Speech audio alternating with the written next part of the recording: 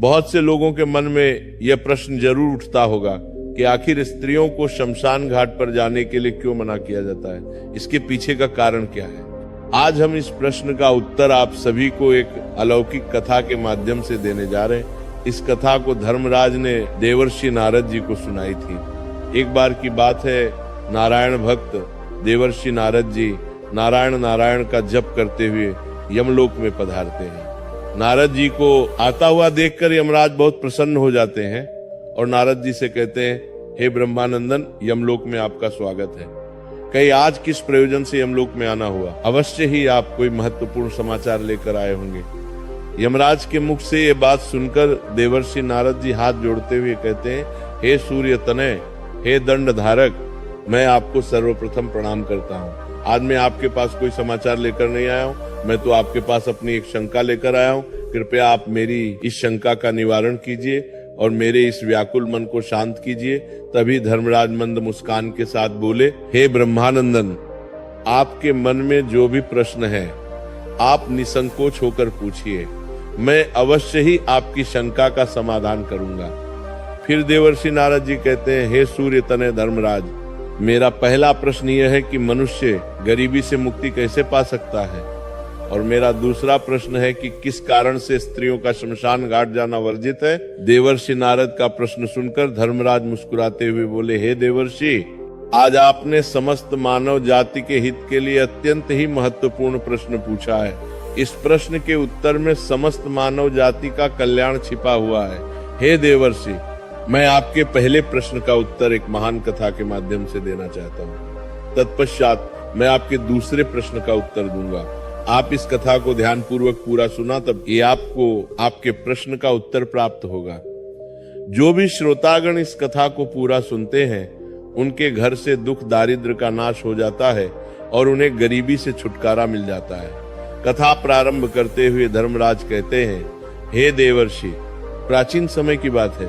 दक्षिण देश में एक नगर था, उसमें दौलतराम नाम का एक धनवान सेठ रहता था। उसके घर में किसी चीज की कोई कमी नहीं थी। उसका व्यापार बहुत अच्छा चल रहा था, उसका परिवार बहुत खुश रहता था। सेठ अपनी पत्नी के लिए हर महीने बहुमूल्य गहने और आभूषण खरीदता था, जिसके कारण उसकी पत्नी उससे बहुत प्रसन्न रहती थी। सेठ की पत्नी बहुत ही भोली भाली थी, उससे कोई भी प्रेम से कुछ पूछ लेता तो वो सब कुछ बता देती थी। एक दिन सेठ की पत्नी ने सेठ से पूछा, हे स्वामी, आपका व्यापार कैसा चल रहा है? आप कैसे इतना धन कमाते हो? अपनी पत्नी का ऐसा प्रश्न सुनकर सेठ ने सारी बात बता दी। सेठ ने कहा, हे प्रिय, मैं अनाज का व्यापार करता हूँ। मैं गांवों में जाकर छोटे छोटे किसानों से अनाज खरीदता हूँ और उसे महंगे दामों में शहर में बेच देता हूँ, जिसके कारण मुझे अधिक धन की प्राप्ति होती है। अपने पति की यह बात जानकर सेठानी बहुत प्रसन्न हुई। उसने सोचा, मेरे पति तो बहुत ही बुद्धिमान है, ये बात तो सारे नगर वालों को पता होनी चाहिए कि मेरे पति कितना बुद्धिमान है, जिसके कारण वह इतना ज्यादा धन कमाते। किसी ने सच ही कहा है कि स्त्रियों को बात पचती नहीं है, वह किसी न किसी रूप में अपनी बात कह देती हैं। वही हाल सेठ की पत्नी का था। अब सेठ की पत्नी ने पूरे नगर में ये बात फैला दी कि कैसे उसके पति अपनी बुद्धि का प्रयोग करके इतना धन कमाते हैं। जब ये बात नगर के लोगों को पता चली तो वे सभी भी अनाज का व्यापार करने लगे। सेठ जो पहले कम दाम में अनाज खरीदता था, अब वही अनाज उसे महंगे दामों में खरीदना पड़ता था, क्योंकि अनाज खरीदना ये वालों की संख्या ज्यादा हो गई थी। अब सेठ को व्यापार में घाटा आने लगा। धीरे धीरे वो गरीब होता गया। सेठ का व्यापार डूबने लगा। ये देखकर वो बहुत चिंतित हो गया। उसे समझ में नहीं आ रहा था कि वो क्या करे। वो चुपचाप एकांत में बैठा हुआ था। तभी द्वार पर एक साधु महात्मा भिक्षा मांगने आते हैं। साधु महात्मा की आवाज सुनकर सेठ की पत्नी ने दरवाजा खोला और साधु महात्मा को प्रणाम किया। फिर साधु महात्मा ने सेठानी से कहा, हे पुत्री, क्या मुझे भोजन मिल सकता है? मैंने कई दिनों से भोजन नहीं किया है। तभी सेठ की पत्नी ने कहा, हे ब्राह्मण देवता, आप घर के अंदर पधारिए, आपका स्वागत है। उसने साधु महात्मा को बैठने के लिए आसन दिया। फिर वो बोली, हे ब्राह्मण देवता, आप प्रतीक्षा कीजिए, मैं आपके लिए भोजन बनाकर लाती हूँ। थोड़ी देर बाद वह साधु महात्मा के लिए तरह तरह के व्यंजन बनाकर लाई और साधु महात्मा को खाने के लिए दिया। साधु महात्मा ने भोजन किया, उसके बाद विश्राम करने लगे। तभी सेठ जी वहां पर आ गए और उन्होंने साधु महात्मा को प्रणाम किया और शांत भाव से उनके समीप बैठ गए। सेठ को इस प्रकार चिंतित देख साधु महात्मा ने कहा, हे पुत्र, क्या बात है? आप अशांत लग रहे हो, तुम्हारी चिंता का क्या कारण है?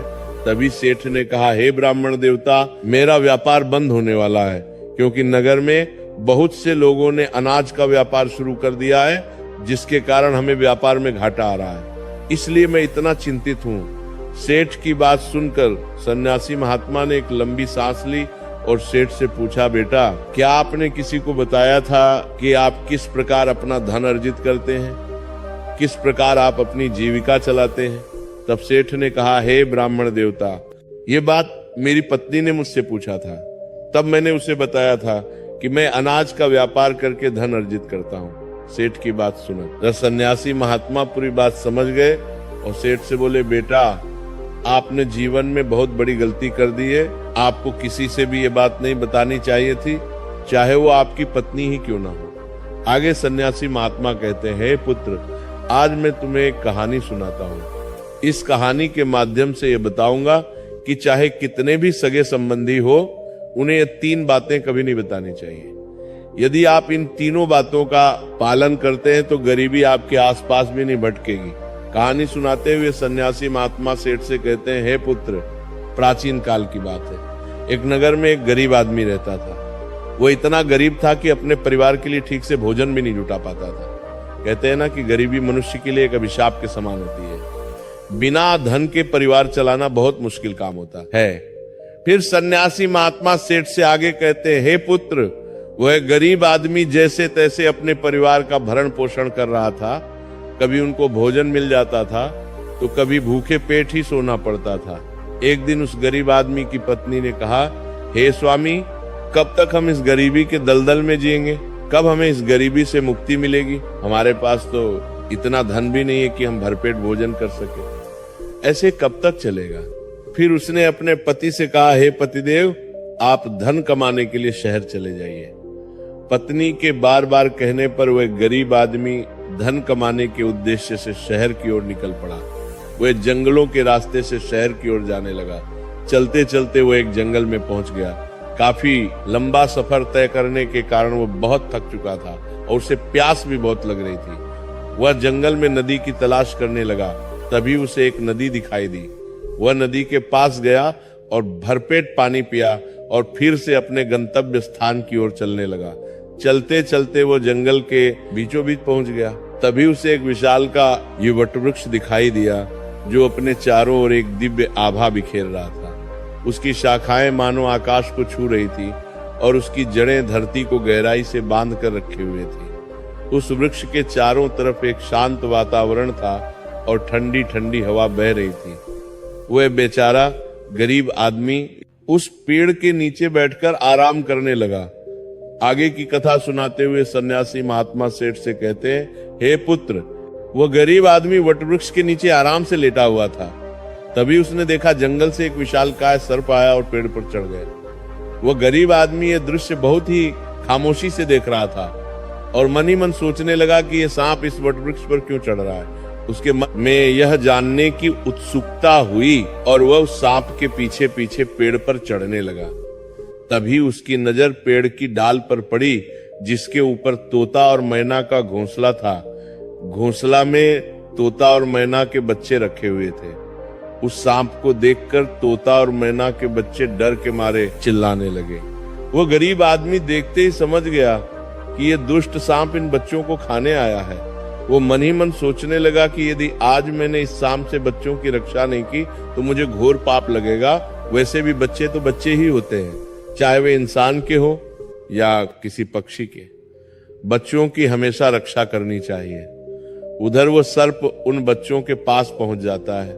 तभी वो गरीब आदमी जल्दी से पेड़ की एक टहनी तोड़ता है और सर्प के ऊपर प्रहार कर देता है। जैसे ही डंडे का प्रहार सर्प के ऊपर पड़ता है, वह पेड़ से नीचे गिर जाता है और जंगल की ओर भाग जाता है। फिर वह गरीब आदमी उसी वटवृक्ष के नीचे आकर लेट गया उधर तोता और मैना के बच्चे अपनी रक्षा करने वाले उस गरीब आदमी को भगवान का रूप समझकर मन से दुआएं देने लगे। उसी समय तोता और मैना अपने बच्चों के लिए जंगल से दाना लेकर आ जाते हैं। अपने माता पिता को पास आया देख तोता और मैना के बच्चे बहुत खुश होते हैं और उन्हें पूरी घटना बताते हैं और कहते हैं, हे माँ, इस वृक्ष के नीचे जो मनुष्य विश्राम कर रहा है वह हमारे लिए ईश्वर का रूप बनकर आया था, जिसने हम सबको सर्प का आहार बनने से बचाया है। इसी मनुष्य ने उस भयानक सर्प को मारकर भगाया था और हमारे प्राण बचाए हैं। हम इसके कर्जदार हो गए हैं। अगर ये मनुष्य उस सर्प को नहीं मारता तो आज हम काल के गाल में समा चुके होते। आज से हम सब इसके आभारी हो गए। अपने बच्चों के मुख से उस व्यक्ति की प्रशंसा सुनकर तोता और मैना बहुत खुश होते हैं। फिर तोता और मैना उस गरीब आदमी के पास जाते हैं और उसका धन्यवाद करते हुए कहते हैं, हे भले मनुष्य, आज आपने हमारे बच्चों की जान बचाकर मुझ पर बहुत बड़ा उपकार किया है। हम दोनों आपका ये उपकार कभी नहीं भूलेंगे। फिर तोता और मैना ने उस गरीब आदमी से पूछा, हे भले मनुष्य, आप कौन हैं और आप कहाँ जा रहे हैं? मित्र, तोता और मैना के पूछने पर वो गरीब आदमी कहता है, हे पक्षियों, मैं एक गरीब आदमी हूँ और धन कमाने के लिए शहर जा रहा था। काफी लंबा सफर तय करने के कारण मैं थक गया था। तभी मेरी नजर इस वट वृक्ष पर पड़ी, जिसकी शीतल छाया के नीचे बैठकर मैं आराम करने लगा। तभी मैंने देखा कि एक दुष्ट सर्प तुम्हारे बच्चों को खाने के लिए तुम्हारे घोंसले के पास जा रहा था। उसी समय मैंने अपने मनुष्य धर्म का पालन करते हुए उस सर्प को मारकर भगा दिया। फिर तोता और मैना बोले, हे भोले मनुष्य, तुमने हम पर बहुत बड़ा उपकार किया है। संसार में सबसे बड़ी खुशी बच्चों से होती है। बच्चों से अधिक प्रिय तो किसी को कोई नहीं होता। आप भी तो धन कमाने अपने बच्चों के लिए जा रहे हैं। अब आपने हमारे बच्चों की जान बचाई है तो हम आपके बच्चों की भूख मिटाना चाहते हैं। तब उन्होंने बताया, हम दोनों तोता और मैना नाम के पक्षी हैं। आज से हम तुम्हारे लिए बहुमूल्य ये मोती ला कर देंगे। हमने सुना है कि ये मोती मनुष्यों के लिए बहुत मूल्यवान होते हैं। हम तुम्हें कुछ मोती देते हैं, तुम उन्हें बेचकर बाजार से अपने लिए कुछ खाने पीने का सामान ले आओ, लेकिन बदले में आज से तुम यहीं रहकर हमारे बच्चों की देखभाल करते रहना। हम तुम्हें प्रतिदिन कीमती मोती लाकर देते रहेंगे। तोता और मैना की बात सुनकर वह गरीब आदमी बहुत खुश हो गया और सोचने लगा, अगर हमें यहीं बैठे बैठे धन मिलेगा तो हमें इतनी दूर शहर जाने की क्या जरूरत। ये सोचकर उस गरीब आदमी ने तोता और मैना की बात मान ली। आगे की कथा सुनाते हुए सन्यासी महात्मा कहते हैं, हे पुत्र, वो गरीब आदमी तोता के द्वारा दिए हुए कुछ मोती लेकर बाजार गया और उन्हें बेचकर अपने खाने पीने का सामान खरीद लाया और उसे वट वृक्ष के नीचे एक झोपड़ी बना ली और वहीं रहने लगा और तोता मैना के बच्चों की देखभाल करने लगा। अब तो तोता और मैना निश्चिंत हो गए। उन्हें उनके बच्चों की रक्षा करने के लिए एक विश्वास पात्र आदमी मिल गया था। अब तो वो बेफिक्र होकर सुबह सुबह अपने घोंसले से उड़ जाते थे और शाम को लौट कर आते थे। अपने बच्चों को घोंसले में सुरक्षित देखकर वे बहुत खुश होते थे और उस गरीब आदमी का धन्यवाद करते थे और बदले में उसे बहुमूल्य मोती लाकर देते थे। इस तरह से धीरे धीरे तोता और मैना के बच्चों की देखभाल करते करते उसे कई महीने बीत गए थे। इधर तोता और मैना के बच्चे भी धीरे धीरे बड़े हो गए। अब उस गरीब आदमी को अपनी पत्नी और बच्चों की याद आने लगी। फिर उसने एक दिन तोता और मैना से कहा, हे पक्षियों, बहुत दिन हो गए हैं, मैं अपने घर नहीं गया। पता नहीं हमारी पत्नी और बच्चे कैसे और किस हाल में है। ये सुनकर तोता और मैना ने कहा, हे भले मनुष्य, अब तुम निश्चिंत होकर अपने घर जाओ और अपने बच्चों के साथ रहो। हमारे बच्चे भी अब उड़ने के काबिल हो गए हैं। अब मुझे कोई भय नहीं। तुम अपनी पत्नी और बच्चों की देखभाल करो। यदि कभी तुम्हें हमसे मिलने का मन करे तो तुम इसी स्थान पर आ जाना। इतना कहकर तोता और मैना उस गरीब आदमी को ढेर सारे मोती दे देते हैं। अब वो गरीब व्यक्ति उन मोतियों को अपने साथ लेकर अपने घर पहुंच जाता है। उसने वो मोती अपनी पत्नी को दिखाए। इतने सारे मोती एक साथ देखकर उसकी पत्नी बहुत प्रसन्न हुई। उसने पूछा, पतिदेव, तुम ये कीमती मोती कहाँ से लेकर आए हो? तब उस आदमी ने अपनी पत्नी से कहा, हे प्रिय, ये सारे मोती मुझे तोता और मैना ने दिए हैं। मैं कई महीनों से एक तोता और मैना के बच्चों की देखभाल कर रहा था। बदले में उन्होंने मुझे ये बहुमूल्य मोती दिए हैं। ये मोती बहुत कीमती और अनमोल है। इन्हें बेचकर हम धनवान बन सकते हैं और इस गरीबी के अभिशाप से बाहर निकल सकते हैं। अब हम इन मोतियों को बेचकर अपने बच्चों के लिए अच्छे अच्छे वस्त्र लाऊंगा और तुम्हारे लिए नए नए आभूषण बनवाऊंगा। आगे सन्यासी महात्मा सेठ से कहते हैं, हे पुत्र। अब वो आदमी उन मोतियों को बेचकर बाजार से अपने घर का सारा जरूरी सामान ले आया और अपने लिए एक बहुत ही सुंदर घर बनवाया। फिर वो अपनी पत्नी और बच्चों के साथ आराम की जिंदगी जीने लगा। एक दिन उस राज्य के राजा रुद्रदेव की तबीयत अचानक खराब हो गई और वो एक गंभीर रोग से ग्रसित हो गया। राजा का इलाज करने के लिए दूर दूर से बड़े बड़े वैद्य हकीम राजा का इलाज करने के लिए आने लगे और अपने अपने तरीके से इलाज करना शुरू कर दिया, लेकिन राजा के स्वास्थ्य में कोई सुधार नहीं हुआ। फिर एक दिन राजकीय वैद्य ने कहा, महाराज, इसका एकमात्र इलाज यही है कि आपको किसी तोते के बच्चे का मांस मिल जाए तो आप बिल्कुल ठीक हो सकते हैं। वैद्य की ये बात सुनकर राजा रुद्रदेव ने अपने मंत्री को बुलाया और कहा, जाओ इसी समय राज्य में घोषणा करवा दो कि जो भी व्यक्ति राजा को तोता लाकर देगा उसे 100 स्वर्ण मुद्राएं उपहार में दी जाएंगी। राजा के आदेशानुसार मंत्री ने सारे राज्य में घोषणा करवा दिया कि जो भी व्यक्ति महाराज के लिए तोता लेकर आएगा उसे उपहार में 100 स्वर्ण मुद्राएं दी जाएंगी। ये बात पूरे राज्य में हवा की तरह फैल गई। नगर के लोग तोते की तलाश में इधर उधर जंगलों में जाने लगे, लेकिन किसी को भी तोता नहीं मिला। अंत में सबके हाथ में निराशा ही आई। आगे की कथा सुनाते हुए सन्यासी महात्मा सेठ से कहते हैं, हे पुत्र, एक दिन उस गरीब आदमी की स्त्री अपने पड़ोस में कुछ स्त्रियों के साथ बैठकर बात कर रही थी। तभी बातों ही बातों में उन सबके बीच तोते की चर्चा छिड़ गई। तभी एक स्त्री उस गरीब आदमी की पत्नी से बोली, बहन, क्या तुम्हें पता है कि राजा किसी गंभीर रोग से ग्रसित हैं जिनके इलाज के लिए वैद्य ने एक तोता लाने के लिए कहा है। वैद्य के कहने पर राजा साहब ने तोते का बच्चा लाने का आदेश दिया है और साथ में यह भी कहा है कि जो भी तोते का बच्चा लेकर आएगा उसे वह 100 स्वर्ण मुद्राएं उपहार में देंगे। आगे वह कहती है, हे बहन, तोता लाना कोई आसान काम नहीं है। इतना ही आसान काम होता तो राजा के पास इतने सैनिक हैं, वह कब का ले आते। जब उस गरीब आदमी की पत्नी ने यह बात सुनी कि राजा साहब बीमार हैं और उन्होंने घोषणा की है कि जो कोई उन्हें तोते का बच्चा लाकर देगा उसे वो उपहार में 100 स्वर्ण मुद्राएं देंगे, तो ये सुनकर वो बहुत खुश हो गई और उसने कहा, अरे बहनों, तोता लाना कौन सी बड़ी बात है। मेरे पति तो कई महीने तक तोता और मैना के बच्चों की देखभाल करके आए हैं, वह एक नहीं कई तोते ला सकते हैं। इतना कहने के बाद वो अपने घर चली गई। नगर की स्त्रियों ने जब उसकी ये बात सुनी तो उन्होंने अपने अपने पतियों से जाकर बताया। धीरे धीरे ये बात पूरे नगर में फैल गई। जब ये बात राजा रुद्रदेव को पता चली कि उनके राज्य में एक व्यक्ति है जो तोता और मैना के बच्चों की देखभाल करता था और वो उसके लिए तोता लेकर आ सकता है, तो राजा ने तुरंत अपने सैनिकों को आदेश दिया कि जाओ उस आदमी को पकड़कर मेरे सामने उपस्थित करो।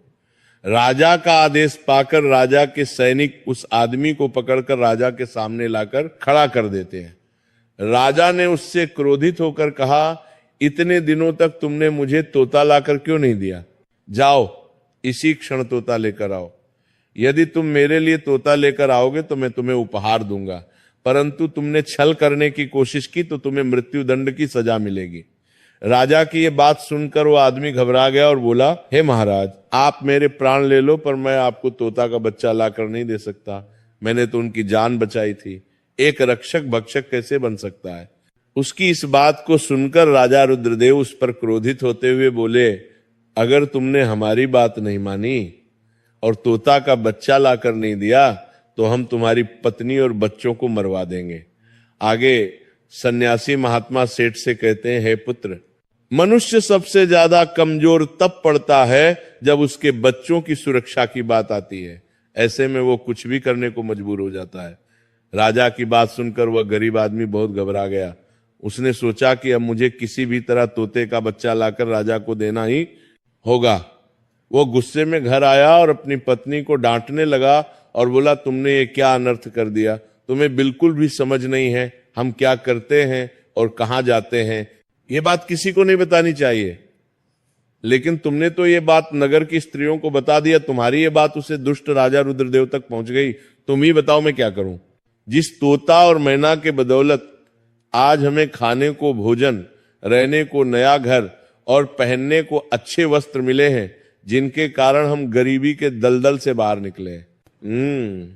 मैं उनके साथ इतना बड़ा धोखा कैसे कर सकता हूं? तुमने ये बात उन महिलाओं को बताकर बहुत बड़ी भूल की है। फिर जब उसका गुस्सा शांत हुआ तो उसने अपनी पत्नी को समझाते हुए कहा, प्रिय, अपने घर की कुछ बातें दूसरों से कभी नहीं कहनी चाहिए। पहली बात, आपके घर में कितना धन है और आपकी कमाई का स्रोत क्या है, ये बातें दूसरों से कभी नहीं बतानी चाहिए। दूसरी बात, घर में आपसी प्रेम की बातें, पति पत्नी के प्रेम की बातें बाहर वालों के सामने नहीं करनी चाहिए। तीसरी बात, आपसी लड़ाई झगड़ा, मतभेद, मान अपमान की बातें कभी दूसरों के सामने नहीं करनी चाहिए, वरना लोग हमारी गुप्त बातें जानकर, हमारी कमजोरी को समझकर हमारा फायदा उठाते हैं। चौथी बात, अपनी कमजोरी दूसरों के सामने ना बताएं और अपनी उन्नति का राज किसी को ना बताएं। जिन बातों के कहने से आपके परिवार पर दुख आ सकता है।